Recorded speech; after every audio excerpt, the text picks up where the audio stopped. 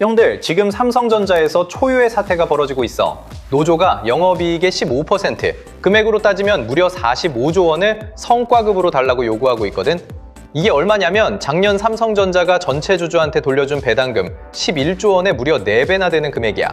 그리고 바로 오늘 경기도 평택 캠퍼스에서 3만 5천 명 규모의 투쟁 결의대회가 열렸어. 근데 여기서 정말 놀라운 장면이 벌어졌는데 노조 결의대회 맞은편에서 주주들이 파업 반대 집회를 연 거야. 대한민국 주주운동본부라는 단체가 직접 나선 건데 삼성전자 역사상 주주가 노조에 맞서 집회를 연 건 이번이 처음이야. 그만큼 심각한 상황이라는 거지. 자, 그럼 지금 상황을 처음부터 정리해볼게. 올해 삼성전자 예상 영업이익이 약 300조 원이야. 불과 1년 전만 해도 삼성전자 위기설이 나돌았는데 AI 반도체 수요 폭발로 역대급 슈퍼사이클에 올라탔어. 1분기 영업이익만 57조 원을 넘겼거든. 이런 상황에서 사측은 노조에 꽤 파격적인 제안을 했어. 메모리 사업부가 국내 1위를 달성하면 경쟁사 이상의 성과급을 보장하겠다는 거야. 영업이익의 약 13%를 성과급 재원으로 쓰겠다고 했어. 이렇게 되면 반도체 사업부 직원은 평균 연봉의 600%, 약 5억 4천만 원을 성과급으로 받게 돼. 형들 생각해봐. 성과급만 5억 4천만 원이야. 웬만한 아파트 한 채 값이 성과급으로 나가는 거야. 근데 노조는 이 제안을 거부했어. 부족하다는 거야. 노조가 내건 조건은 두 가지야. 첫째, 영업이익의 15%를 성과급 재원으로 확보할 것. 둘째, 성과급 상한선을 영구적으로 폐지할 것. 이 두 가지야. 올해 영업이익 300조 원 기준으로 계산하면 45조 원이 성과급으로 풀려야 된다는 거야. 반도체 직원 한 명당 평균 5억 8천만 원 수준이야. 여기서 형들이 놓치면 안 되는 포인트가 있어. 삼성전자 노조는 특정 사업부가 아니라 전사 단위로 조직되어 있어. 조합원이 7만 4천 명을 넘어서 전체 임직원 12만 8천 명의 절반을 넘겼어. 법적으로 근로자 대표 지위까지 확보한 상태야. 문제는 이 노조의 요구가 관철되면 만성 적자에 시달리는 시스템 LSI와 파운드리 직원들까지 1인당 최대 4억 원에 가까운 성과급을 받게 된다는 거야. 적자를 내는 사업부인데 4억 원이야. 이건 내부에서도 논란이야. 직원 200여 명을 대상으로 한 사내 설문에서 60%가 적자 사업부 성과급 지급에 반대했어. DX 부문, 그러니까 스마트폰이나 가전 만드는 직원들 사이에서도 상대적 소외감이 터져나오고 있어. 완전히 노노 갈등이 터진 거지.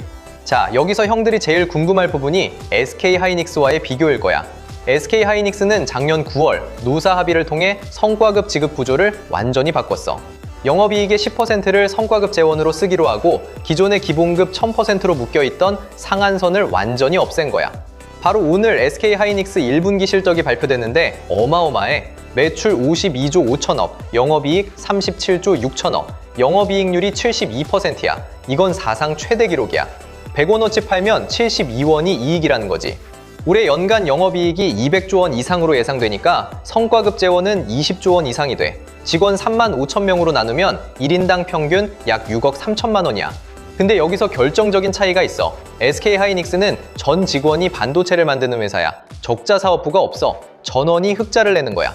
그러니까 영업이익의 10%를 성과급으로 쓰는 구조가 깔끔하게 작동하는 거야. 반면 삼성전자는 완전히 다른 구조야. 메모리 사업부는 돈을 쓸어 담고 있지만 시스템 LSI와 파운드리는 수년간 적자야. 2023년에는 DS 부문 전체가 14조 7천억 원 영업 적자를 냈어. 업계에서는 삼성전자가 메모리 직원들한테 하이닉스 수준을 맞춰주려면 실제로는 영업이익의 13에서 15%를 써야 하는 구조라고 봐. 그리고 만약 업황이 꺾이면 어떻게 되는 거냐? 고정 비율로 지급하겠다고 약속해 놓으면 그게 바로 재무 부담으로 직결돼. 사실 사측도 이 문제를 인식하고 있어서 단순히 현금 성과급만 주는 게 아니라 인센티브를 4년에 걸쳐 분할 지급하거나 주식 보상 방식, RSU를 도입하는 방안을 검토하고 있어. 글로벌 빅테크들이 쓰는 방식이야. 장기적으로 기업 가치와 직원의 이해관계를 일치시키는 구조인 거지. 근데 노조는 이것도 거부하고 있어. 명문화된 제도가 아니라 일회성 보상이라는 거야. 노조는 이재용 삼성전자 회장이 직접 나서서 대화하라고 요구하고 있는 상황이야. 이제 파업 얘기로 넘어가 볼게. 이건 진짜 심각한 문제야. 노조는 5월 21일부터 6월 7일까지 18일간 총파업을 예고한 상태야. 쟁의투표 찬성률이 93%였어. 노조 스스로 파업하면 20조에서 30조 원의 손실이 발생할 거라고 으름장을 놨어. 이걸 협상카드로 쓰고 있는 거야. 형들, 반도체 공정이 왜 위험한 건지 설명해 줄게. 반도체 팹은 24시간 365일 쉬지 않고 돌아가야 해. 특히 HBM 같은 고대 역폭 메모리는 공정이 3개월 이상 걸리거든. 라인이 한번 멈추면 해당 구간의 웨이퍼를 전량 폐기해야 해. 그 피해는 돌이킬 수 없어. 실제로 2018년 평택 공장 정전 사고 때 28분만 가동 중단됐는데 약 500억 원의 손실이 발생했어.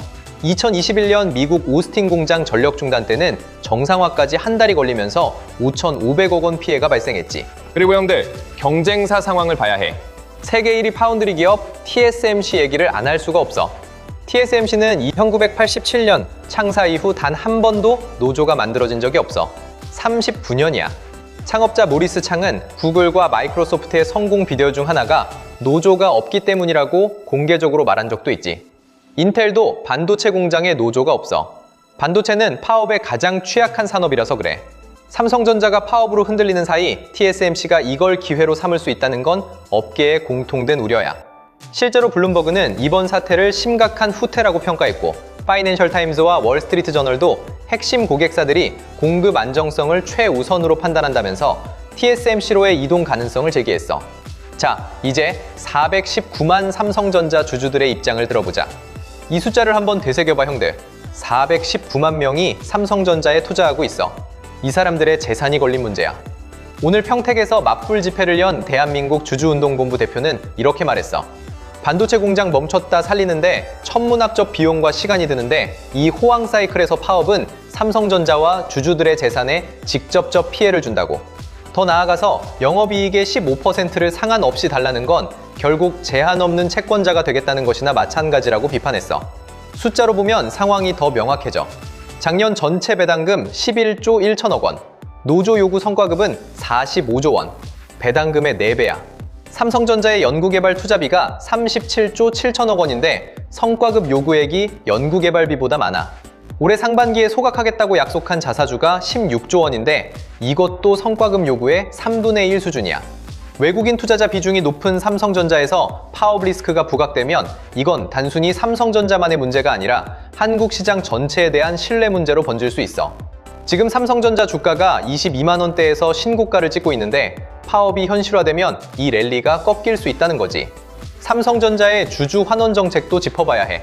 2024년부터 2026년까지 3개년 주주 환원 정책으로 잉여 현금 흐름의 50%를 주주에게 돌려주겠다고 약속한 상태야. 올해 3월 주총에서 특별배당 포함 총 11조 1천억 원 배당을 확정하고 16조 원 자사주 소각까지 더하면 주주 환원 총액이 27조 원 이상에 달해. 기업이 돈을 많이 벌면 직원에 대한 보상을 늘리는 건 당연한 일이야. 하지만 동시에 그 기업에 자기 돈을 투자한 주주들의 이익도 보호되어야 해. 지금 상황을 냉정하게 보면 노조의 요구가 관철될 경우 배당금의 4배가 넘는 금액이 성과급으로 빠져나가는 거야. 이건 주주가 감내해야 할 수준을 넘어서는 거지. 형들, 나는 이 상황을 이렇게 봐. 먼저 인정할 건 인정하자. 삼성전자 직원들의 정당한 보상 요구를 존중해야 하는 건 맞아. SK하이닉스와의 격차가 벌어지면 인재 유출이 일어나고 그건 장기적으로 기업 경쟁력 약화로 이어져. 실제로 최근 4개월간 삼성전자에서 약 200명의 엔지니어가 이탈한 것으로 알려졌거든. 사측이 제안한 5억 4천만 원도 파격적이지만 경쟁사 수준의 보상이 필요하다는 노조의 주장에도 일리가 있어. 노조 측에서는 인재를 확보하고 유지하기 위한 보상은 비용이 아니라 미래를 위한 투자라고 주장하고 있는데 이 논리 자체는 틀리지 않아. 하지만 영업이익의 15%를 상한 없이 가져가겠다는 건 완전히 다른 차원의 문제야. 이건 실적이 좋을 때 한없이 가져가겠다는 거지만 실적이 나빠지면 그 리스크는 고스란히 주주한테 돌아가는 구조야. 불과 2023년에 삼성전자 반도체가 14조 7천억 적자를 냈을 때 주주들은 주가 폭락의 고통을 온몸으로 감내했어. 그런데 호황에는 직원이 상한 없이 가져가고 불황에는 주주만 손실을 떠안으라? 이건 형평에 맞지 않아. 그리고 가장 중요한 건 파업이야. 성과급 협상은 테이블 위에서 얼마든지 할 수 있어. 근데 반도체 라인을 멈추는 건 협상이 아니야. 삼성전자의 기업 가치를 인질로 잡는 거야. HBM 웨이퍼 전량 폐기, 고객사 이탈, 글로벌 공급망 신뢰하라. 이건 직원한테도, 주주한테도, 대한민국 경제 전체한테도 손해야. 더 걱정되는 건 이 흐름이 번지고 있다는 거야. 현대차 노조가 순이익의 30%를 요구하고 한화 에어로스페이스 노조도 성과급 상한 폐지를 요구하고 있어. 한국 산업 전체로 퍼질 수 있는 거야. 이건 정말 무서운 흐름이야. 주주의 이익도 보호되어야 해. 기업은 직원만의 것이 아니고 주주만의 것도 아니야. 모두의 것이야. 419만 주주와 12만 직원, 그리고 한국 경제 전체를 위해 테이블 위에서 합리적인 답을 찾아야 할 때야. 지금 삼성전자한테 필요한 건 파업이 아니라 대화야. 그 대화의 결과가 어떻게 되든 주주도 직원도 삼성전자의 경쟁력도 함께 지켜지는 방향이어야 해. 이게 나의 생각이야. 형들의 의견 댓글로 남겨줘. 다음에 또 보자.